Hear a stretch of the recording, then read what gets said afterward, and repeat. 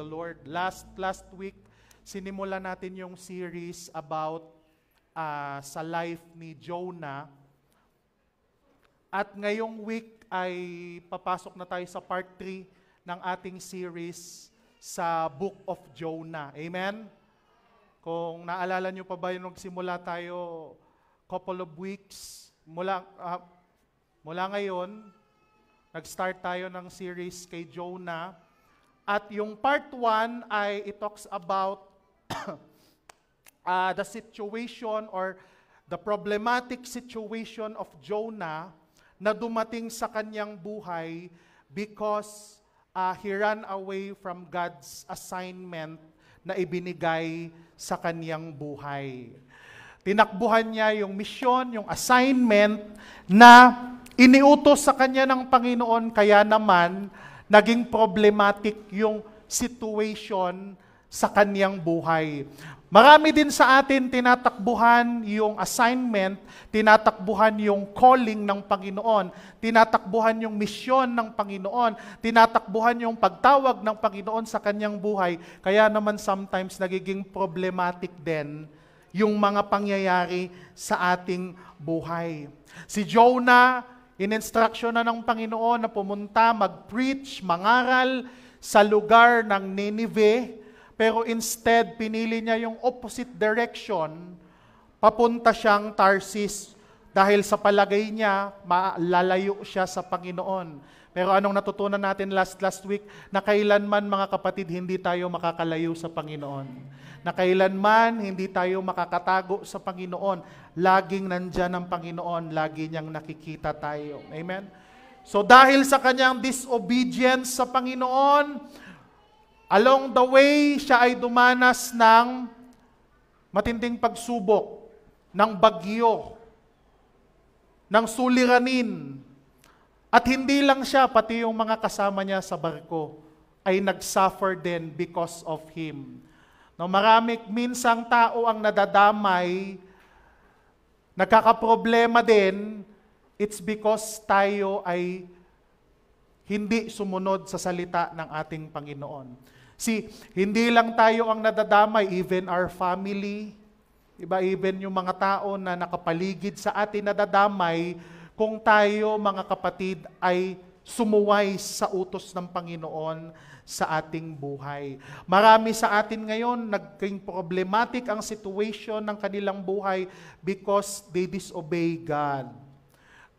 Kaya nga ang Diyos nagbigay sa atin ng instruction, nagbigay sa atin ng direction, kaya huwag nating pipiliin yung opposite direction ng gusto ni Lord na mangyari sa ating buhay dahil mag-e-end up lang tayo sa malaking bagyo na mangyayari sa ating buhay. Yan yung part 1 ng ating series, Jonah's Problematic Situation. Part 2 last week,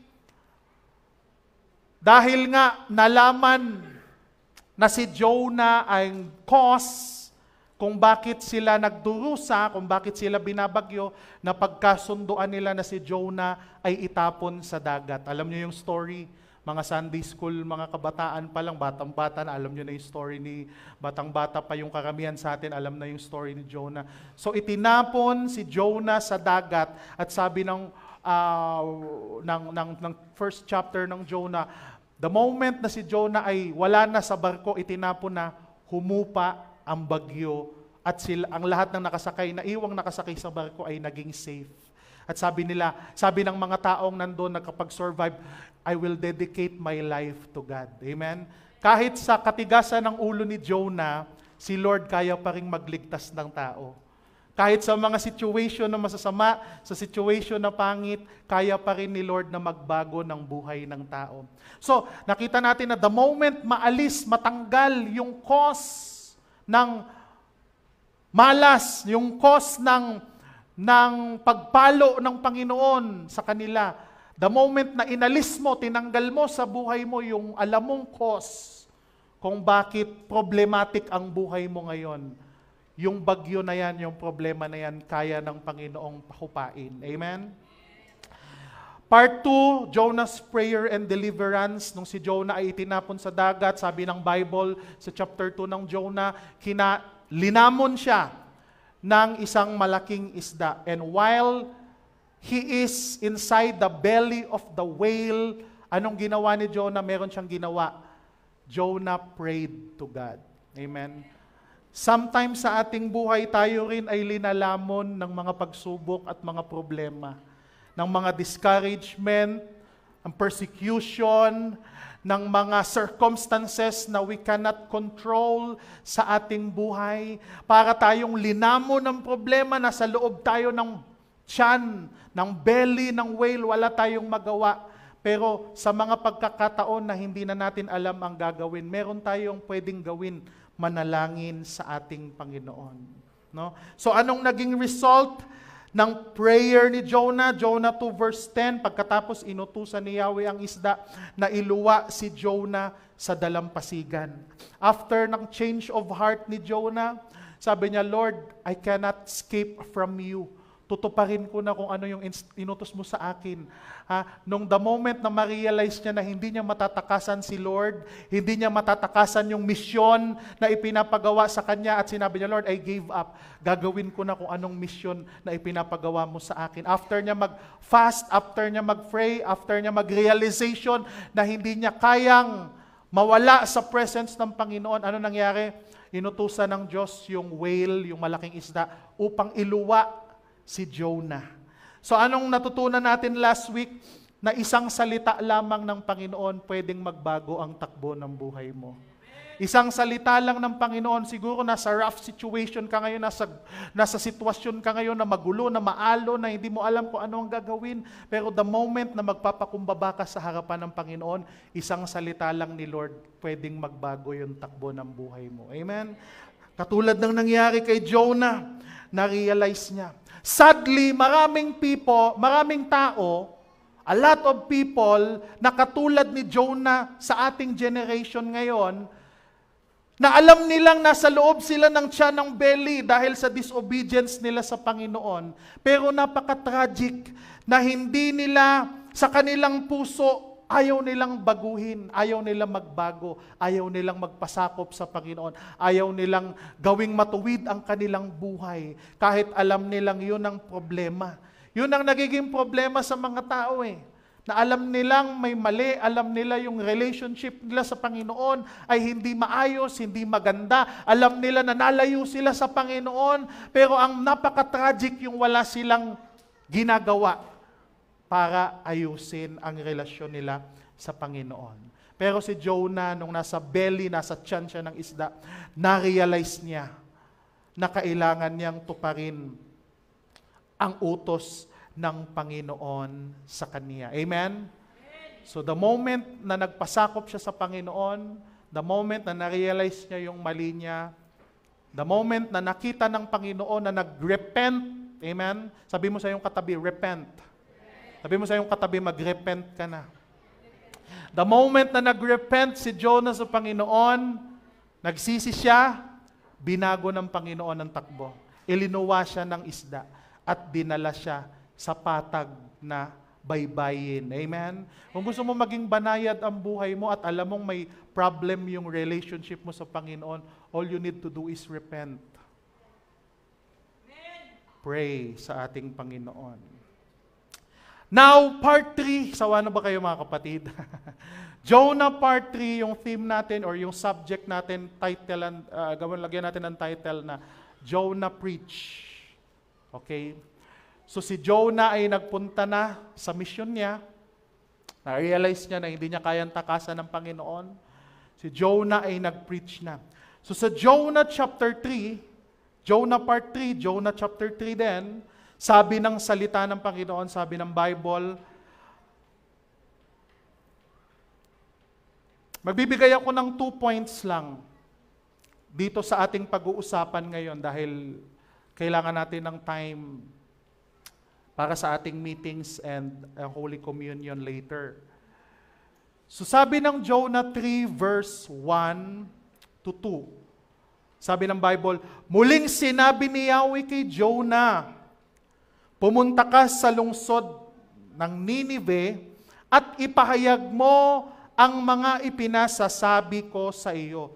So point number 1, sabi ng verse 1, muling sinabi ni Yahweh. Point number 1, God spoke to Jonah the second time.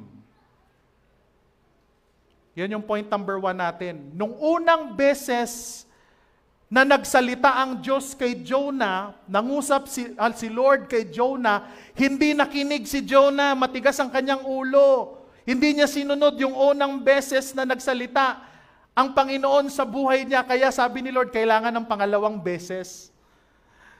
God spoke to Jonah the second time. God will speak to you multiple times in the same subject. Sometimes hindi ka makuha sa isa. Kailangan kang kausapin ng Panginoon, pangalawa, pangatlo, at napakahalaga nun. Kung may misyon ang Panginoon na pinapagawa sa iyo, mga kapatid, hindi niya lang yan sasabihin ng isang beses, kung hindi pangalawa, pangatlo, paulit-ulit yan sasabihin ng Panginoon sa iyong buhay. Kung kayang sabihin ng Panginoon, kung nakikipag-communicate si Lord sa iyo, hindi problema sa Kanya na ulitin ang instruction niya para sa iyo upang ito'y maging malinaw.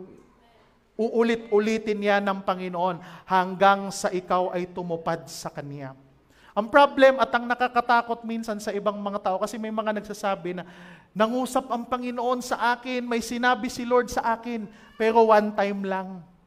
Isang beses lang, may narinig siya, may na-vision siya, one time lang. Kaya minsan pag ganun, nakakatakot ka agad maniwala. Kasi kung talagang galing yan sa Panginoon, uulitin ni Lord yung mission, yung vision na ibinigay niya sa iyo. Pwedeng 2 times, 3 times, 5 times, para ma-confirm mo talaga na si Lord ang nangungusap sa iyo. Kasi kung minsan, kung isang beses lang, nakakatakot eh.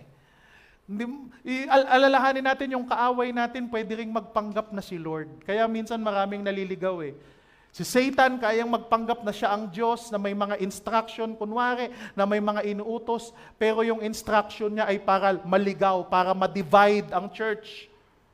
May narinig ako na kailangan ganito, kailangan bumukod kami ng ganitong gawain, kailangan gawin namin ito, pero hindi to unite the church, kung hindi para masira ang gawain ng Panginoon. May mga ganun tayong naririnig, kaya kailangan bantayan. Pero kung ito ay galing sa Panginoon, paulit-ulit, pangalawa, pangatlo, pang-apat, paulit-ulit tong i-confirm ng Panginoon. Kung ito'y nanggaling sa Kanya. Amen? Amen?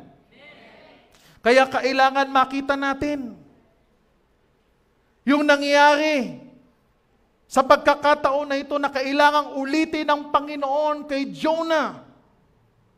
Yung instruction niya, yung mission, gawing sariwa ng Panginoon kay Jonah kung ano yung ipinapagawa sa kanya. At sabi ng verse 2, yung mission niya ay pumunta ka sa lungsod ng Nineveh at ipahayag mo ang mga ipinasasabi ko sa iyo. Yun yung mission, mag-preach, mangaral.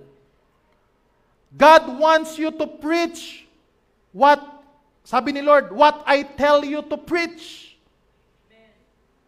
Bakit maraming tao natatakot na mangaral? Bakit si Jonah ay natatakot mangaral? Dahil akala ni Jonah, mga kapatid, na magpe-prepare pa siya ng sermon niya, ng napakalaki, na may iba siyang revelation na sasabihin. Pero anong sabi ng Panginoon? Wala kang ibang sasabihin. Sabihin mo lamang kung anong sinabi ko sa iyo. Napakalinaw eh. Alam mo, hindi nakakatakot mag-preach, mangaral sa mga tao kung sinasabi mo lang kung anong pinapasabi sa iyo ni Lord. Kung ang sinasabi mo lang ay yung salita ng Panginoon, wala nang iba. Hindi ka kailangan matakot at yun lang talaga yung misyon. Sabihin mo lang kung ano yung sinabi ni Lord na sabihin mo. Huwag ka namang marami pang bulak-bulak, marami pang pambobola, straightforward kung ano yung pinapasabi ng salita ng Panginoon, yun ang sabihin mo sa mga tao. Binigyan ng Diyos ng assignment si Jonah. Hindi niya kailangan gumawa ng sarili niyang sermon. Sabi ni Lord sa kanya, sabihin mo lang kung anong ipinapasabi ko sa kanila sa pamamagitan mo. Alam nyo, sa generation natin ngayon, kailangan tayong mangaral ng salita ng Panginoon. Sa ating bansa, alam nyo, ayon sa statistics, almost 38% lang or mas mababa pa yung mga tao sa buong populasyon natin sa Pilipinas ang nagpupunta sa church. Sa lahat ng relihiyon to 38% lamang. So yung natitira ay mga taong walang pakialam sa salita ng Panginoon. Napakalaking percent, di ba? Wala pang kalahati yung mga tao na mayroong pagkilala sa Panginoon, na nagsisikap na dumalo sa mga simba every Sunday. Kaya nga nandiyan tayo, yung mission natin na yung salita ng Panginoon ay umabot sa mga tao na hindi pa nakakarinig ng kanyang salita. Nakakalungkot isipin kung napakatagal na nating born again at hindi tayo marunong magbahagi ng salita ng Panginoon. Na hindi tayo marunong magpaliwanag, magpahayag ng salita ng Panginoon. Natatakot tayo na mangaral ng salita ng Panginoon. Bakit? Kasi hindi natin pinaghahandaan. Hindi natin pinaglalaanan ng panahon, ng oras. Pupunta tayo sa simbahan at pagkatapos ng service, pag-uwi natin, hindi na natin bubuklatin yung Biblia. Hindi na natin babasahin yung notebook na sinulat-sulat pa natin nung Sunday, hindi naman natin binabasa pagkatapos ng gawain. Di po ba? Tapos ano mangyayari? Kaya hindi tayo nasasanay. Hindi tayo nakakapag-memorize ng mga Bible verses na magagamit natin upang tayo ay mangaral ng salita ng Panginoon. Dahil bilang isang anak ng Diyos na nagsasabing may relasyon siya sa Panginoon, may relasyon siya kay Jesus, hindi maaari na hindi ka marunong mangaral ng salita ng Panginoon. Sa iyong mga katrabaho, sa iyong mga kaklase, sa iyong mga best friends, sa iyong mga kaibigan, sa iyong mga kumare, sa iyong mga kasama sa paglalaba, sa iyong mga kasama na sasalubong sa palengke, sa iyong mga kumare at kumpare. Napakahalaga nun, mga kapatid. Kung ikaw ay nagsasabing may relasyon ka sa Panginoon, ngunit hindi ka marunong mangaral ng inuutos niyang ng kanyang salita, mukhang malabo ata yun. Kaya sa atin bilang mga mananampalataya, magsikap tayo na matuto ng salita ng Panginoon. Magsikap tayo na ipangaral ang kanyang banal na salita. Mag-memorize tayo ng mga verses. Amen? Romans 3:23, for all have sinned and fall short of the glory of God. Romans 6:23, ano yun? For the wages of sin is death, but the gift of God is eternal life. Romans 10:9, if you confess with your mouth that Jesus is Lord and believe with your heart that God raised Him from the dead, you will be saved. Napakarami sa Romans pa lang. Romans 10:13. Ano yan? Everyone who calls the name of the Lord shall be saved.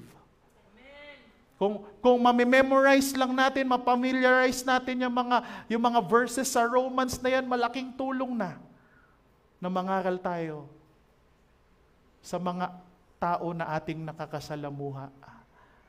Hindi pa kasama yung mga tracts na ibinibigay natin. Amen? Na ma-familiarize natin. Na kailangang malaman ng mga tao na lahat ay nagkasala, lahat ay makasalanan sa harapan ng Panginoon.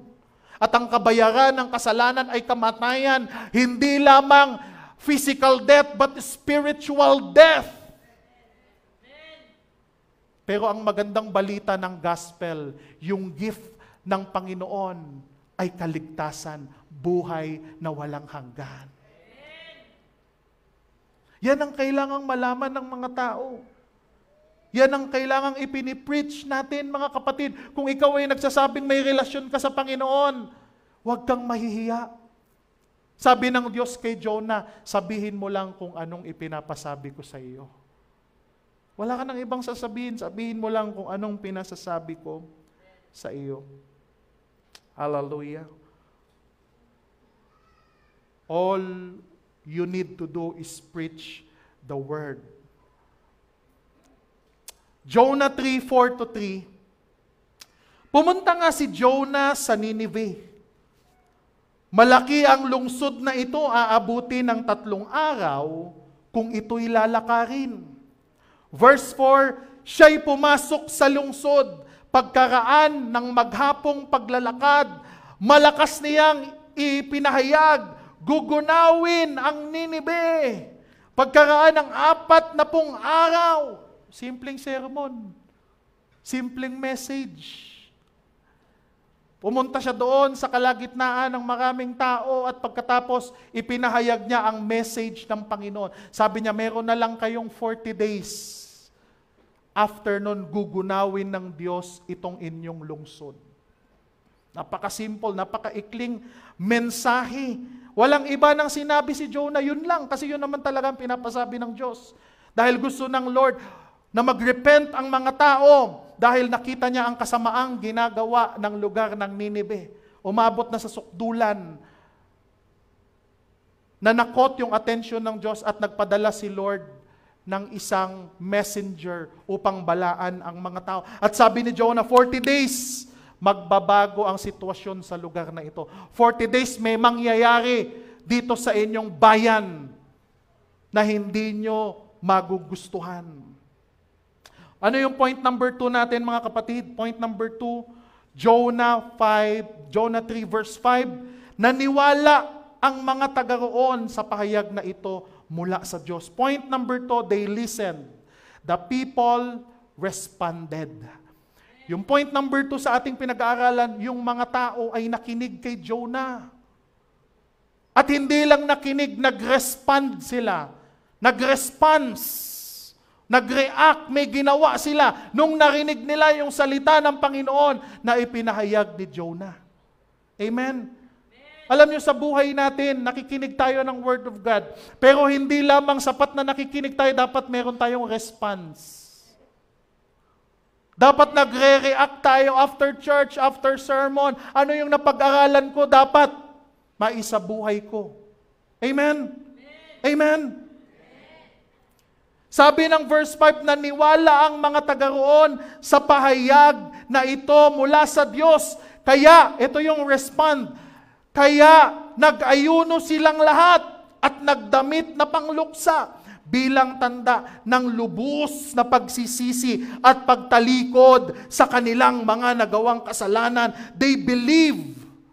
They believe in God. They believe in the gospel. Kaya nga nakita natin dito mga kapatid na ang mga tao nakinig at may ginawa sila sa kanilang narinig. May resulta yung kanilang pakikinig dahil sila ay nag-repent, sila ay nag-fast, sila ay nag-fasting sa Panginoon, pinagsisihan nilang matindi, tinalikuran nila ang kanilang mga nagawang kasalanan. Kaya nga kung ikaw ay believer, hindi lang sapat na ikaw ay nakikinig, ikaw ay naniniwala, sabi mo, I believe. Pero kung wala kang ginagawang action sa buhay mo, walang silbi. Kung matagal ka nang nag-church, sa church na ito, and then walang action, hindi ka pa rin na-baptized, sa water, wala din silbi yung iyong belief. Amen? Dahil hindi ka sumusunod, hindi mo ginagawa ng action yung iyong naririnig. So they fasted, they repented, may action, may pagkilos, may response. Hallelujah. Kaya nga, nakita natin dito, yung lubos nilang pagsisisi. Kung minsan mga kapatid, diba, natatakot tayong magsalita patungkol sa salita ng Diyos. Pero hindi natin alam yung mga taong kaharap natin pala ang nangangailangan pala nito. Minsan nag-aalala tayo, baka maging corny, maging baduy, maging magmukha tayong nerd, kaya ayaw nating magsalita patungkol sa gospel. Pero kung minsan yung mga tao na ayaw nating pagsabihan, yun pala ang mga taong pinaka-nangangailangan ng salita ng Panginoon. So they fasted. Fasting is a powerful thing. Sabi mo sa iyong katabi, fasting is a powerful thing. May mga tao na nagtuturo na yung fasting daw, hindi naman mahalaga. Ano lang yan? Ano lang yan? Di ba? Wala naman yan. Parang ano lang yan para makapag-focus ka. Pero sa Bible, mga kapatid, yung fasting, pag nabasa natin, napaka-powerful. Ang believer na, ang tao na nagpa-fast sa Panginoon ay tumataas yung kanyang discernment sa Word of God, sa Panginoon. Yung nagfa-fast ay nagkakaroon ng direct and clear direction galing sa Panginoon. Nagkakaroon ng power sa fasting. Pag ang tao nagfa-fast, it shows humility sa harapan ng Panginoon. Pag nag-fast ka sa Panginoon, sa prayer mo, pinapakita mo na nagpapakumbaba ka sa Panginoon. Pag nag-fast ka, yung prayer mo ay dinidinig ng Diyos. Whether yung gusto mo ang mangyari o hindi, basta didinggin ka ng Panginoon. Dinidinig ni Lord yung prayer mo. Kung minsan nga lang, hindi yung gusto mong mangyari, pero dinidinig ng Diyos. Pag nag-fast tayo, God will change His mind. Pag nag-fast ka, you get free from all captivity. When you fast, healing can take place. Maraming benefit, maraming spiritual benefit ang fasting. Kung ikaw ay anak ng Diyos, hindi mo pa na-try, gawin mo. Kung ikaw ay nag-struggle sa mga nagka-captive sa'yo, nagpapahirap sa'yo, kung ikaw ay nagdudusa sa iyong mga weakness, you need fasting sa life mo. May power sa fasting, mga kapatid. Of course, lagi kong pinapaalala, kung ikaw ay may medical condition na hindi na pwedeng magpagutom, understandable naman yon. Pero depende pa rin sa'yo kung ano yung usapan ninyo ni Lord. Kung ano yung conviction ni Lord sa puso mo. Basta ang alam lang natin yung fasting ay powerful. In fact, bago matupad ni Jonah yung mission niya na mag-preach sa Nineveh, he fasted 3 days sa loob ng tiyan ng belly ng isda. Amen? Nag-fast siya. So kung may pinapagawa sa iyo si Lord at natatakot ka, hindi mo kayang gawin, nagdadalawang isip ka, parang hindi mo kayang gampanan, isang pwede mong gawin ay manalangin, mag-fast sa Panginoon. Para bigyan ka niya ng lakas, katulad ni Jonah. Verse 5, sabi, nagdamit ng panluksa, bilang tanda, sabi ng verse, ng lubos na pagsisisi at pagtalikod sa kanilang kasalanan. So meron talaga. Nag-fast, tapos nag-repent ang mga tao. Isang reason ng fasting ay ikaw ay nagsisisi sa iyong kasalanan at nag-repent ka sa harapan ng Panginoon. Jonah 3 verse 6, nang mabalitaan ito ng hari ng Nineveh, bumaba siya sa kanyang trono, naghubad ng balabal, nagdamit ng panluksa at naupo sa abo. Kahit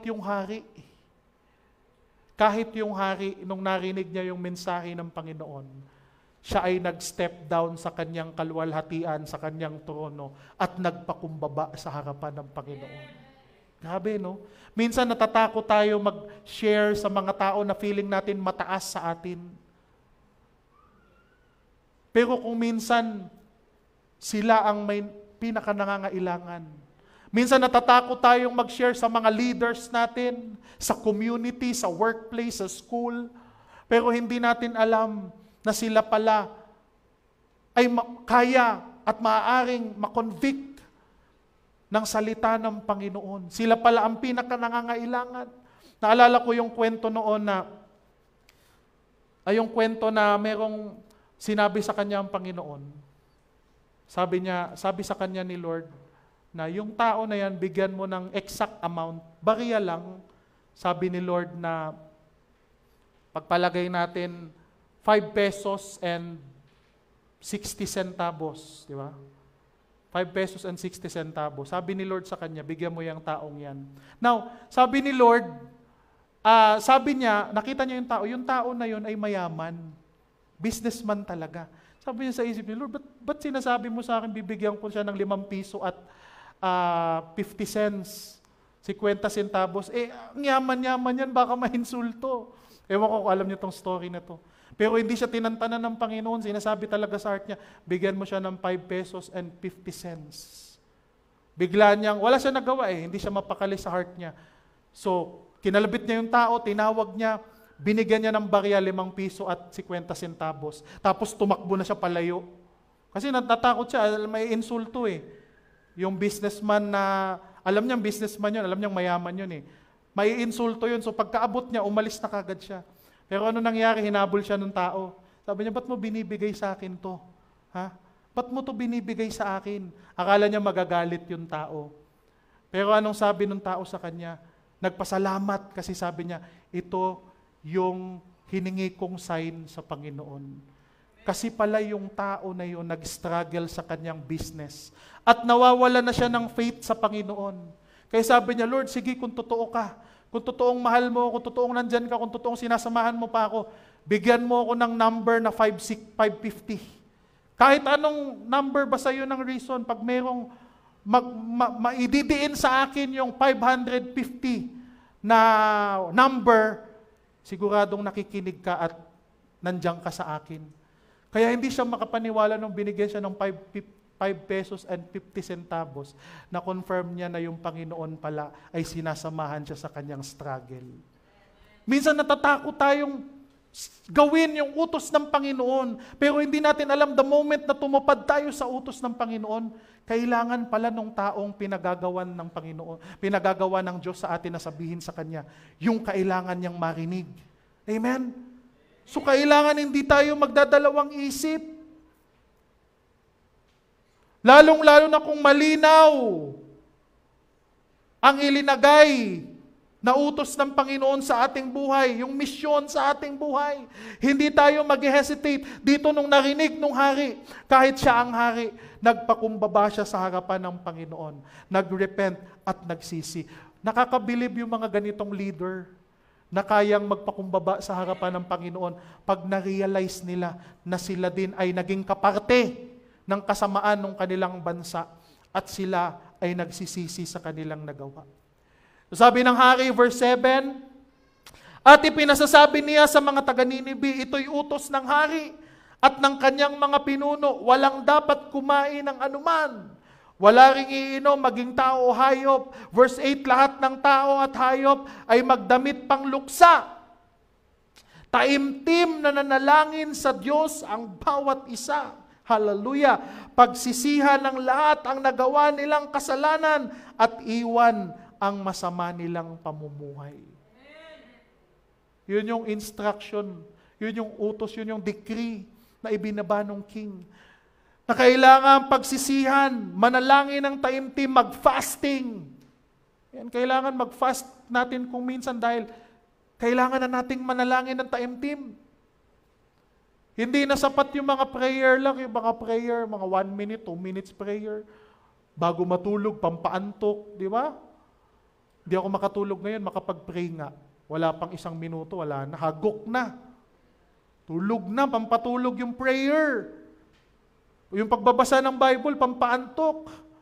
Kailangan na natin mga kapatid, maitaas yung antas ng ating spiritual life sa Panginoon. Taimtim na manalangin sa Diyos ang bawat isa.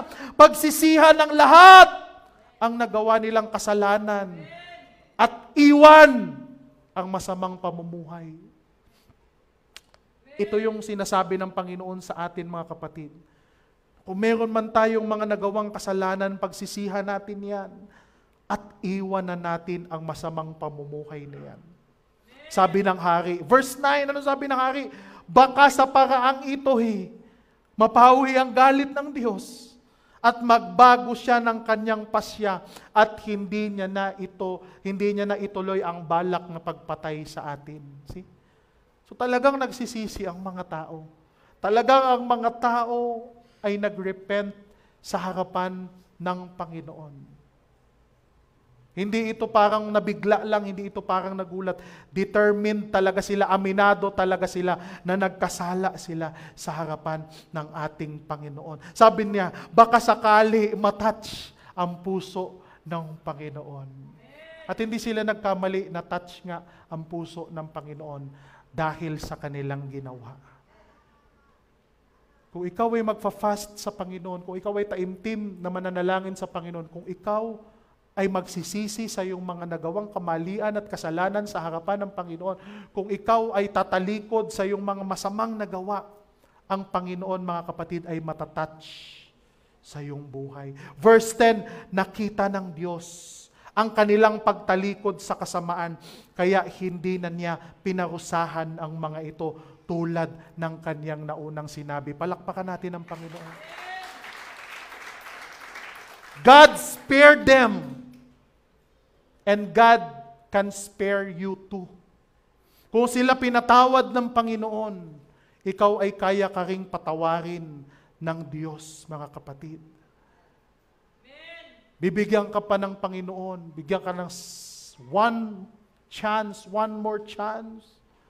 Ayoko sabihin second chance eh. Kasi yung second chance, matagal ko nang nagamit. 20 years ago, nagamit ko na eh.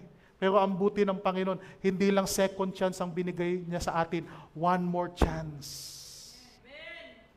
At pag hindi pa naging sapat yun, binigyan niya tayo ulit ng isa pang chance para tayo ay magbago, para tayo ay magkaroon ng realization, para tayo ay magkaroon ng opportunity na maging maayos ang ating relasyon sa Kanya. Ang Panginoon natin hindi nagsasawa na nagbigay sa atin ng mercy, ng habag ng awa. Ang Diyos na ating pinaglilingkuran ay hindi nagsawa na maging kind sa atin, mapagmahal, mapagbigay. Ang Panginoon na ating pinaglilingkuran ay napakahaba ng pasensya para sa iyo. Na hanggang ngayon, binibigyan ka pa niya ng chance na magbago at baguhin ang takbo ng iyong buhay at sumunod ka sa gusto niyang buhay na idinisenyo niya para sa iyo bago ka pa isilang. Marami sa atin dito, matagal na dapat patay eh. Marami sa atin dito na nakikinig sa akin, nanonood sa akin online, na dapat matagal ng patay, matagal na dapat nasa libingan, matagal na dapat nagdudusa sa impyerno, pero God spared your life. Pinagbigyan pa ng Panginoon, binigyan ka pa ng isa pang pagkakataon, binigyan ka pa ng isa pang chance para baguhin ang iyong sarili. Binigyan ka pa ng pagkakataon na ikaw ay makapagsisi. Binigyan ka pa ng Panginoon upang ikaw ay tumalikod sa iyong mga nagawang kasalanan. Binigyan ka pa ng Panginoon ng oportunidad na gawin kung ano yung misyon na ipinagawa sa iyo ng Panginoon. God spared your life. Pinagbibigyan ka ng Panginoon. Pinagbibigyan ka na lang ng Panginoon, kaya wag mong sayangin ang buhay mo. Alam natin na yung opportunity ni Lord, hindi palagi. May katapusan, may limit. Hindi mo pwedeng abusuhin na marami naman akong time. Saka na lang ako magsisisi, saka na lang ako maglilingkod sa Panginoon, saka na lang ako magsiserve sa Kanya. Pagka may edad na ako, pag matanda na ako, pag sawang-sawa na ako sa lahat ng kalayawan, sa lahat ng mga hilig ko, sa lahat ng mga vices, ng mga bisyo ko, saka na ako pagka nakita na sa medical report ko na may tama yung baga ko, na may tama yung kidney ko, na may tama yung liver ko. Saka na ako ihinto. O merong nadamay dahil sa kagagawan ko. Mayroong buhay na ginawa, may buhay na kinuha ang Lord sa pamilya ko para ma-realize ko na nagkamali ako sa Kanya. Hihintayin mo pa ba yun? O ang buhay mo mismo ang bawiin na ng Panginoon? Dahil sa dami ng opportunity na ibinigay niya sa iyo, hindi ka pa rin nagbago.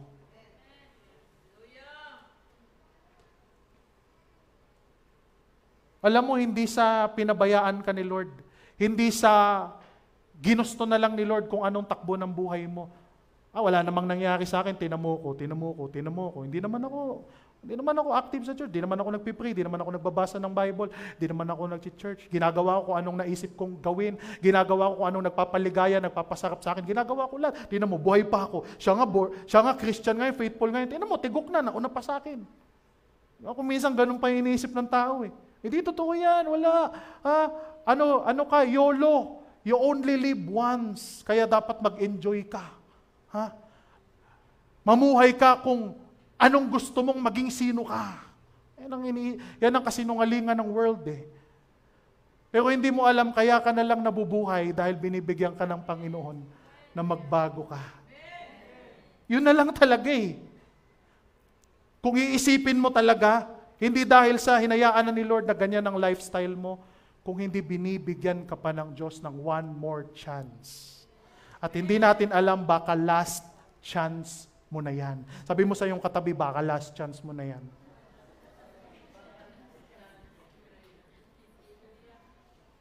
Hindi natin masabi ang buhay, mga kapatid. Hindi natin hawak ang buhay, hindi natin hawak ang oras.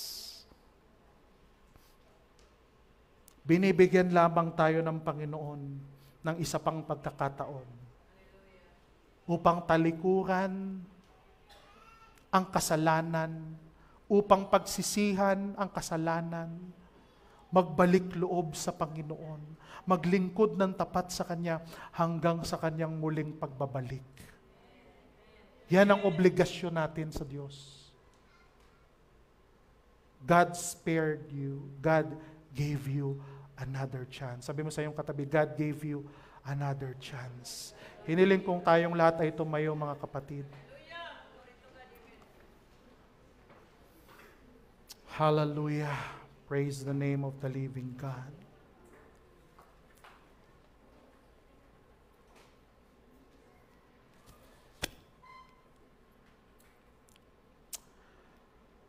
Jesus. Ama naming banal na makapangyarihan sa lahat, Lord. Ay tinataas ka namin, Panginoon. Salamat sa buhay na ito, Lord. Na alam naming hiram lamang sa iyo, Panginoon. Lord, ikaw lang ang nakakabatid kung hanggang kailan lang kami dito sa mundo. Ikaw lang ang nakakaalam, Lord, kung kailan mo kami kukunin, Panginoon.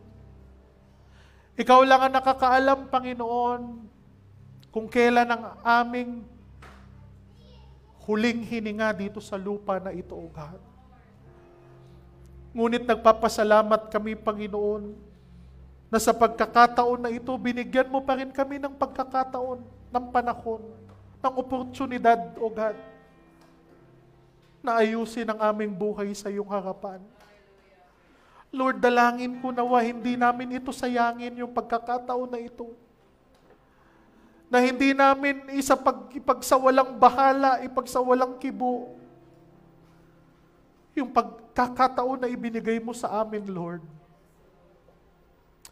Tulungan mo ang bawat isa, Lord. Sino man po dito, Lord, ang hindi maayos ang kanyang relasyon sa iyo, Panginoon. Tulungan mo siya, Panginoon, na makapagbago, O God. Lord, hindi namin ito magagawa, Panginoon, kung wala ka. Ilang beses na namin ito binalak, Panginoon, na baguhin, alisin sa aming buhay. Hindi namin kaya, Panginoon. Pero Lord, naniniwala kami sa iyong himala, sa iyong habag, sa iyong hawa. Kung kami ay magpapakumbaba ng aming sarili, kung kami ay magbabalik loob sa iyo, O God, sa taos puso, O God, na may pagsisisi, O God.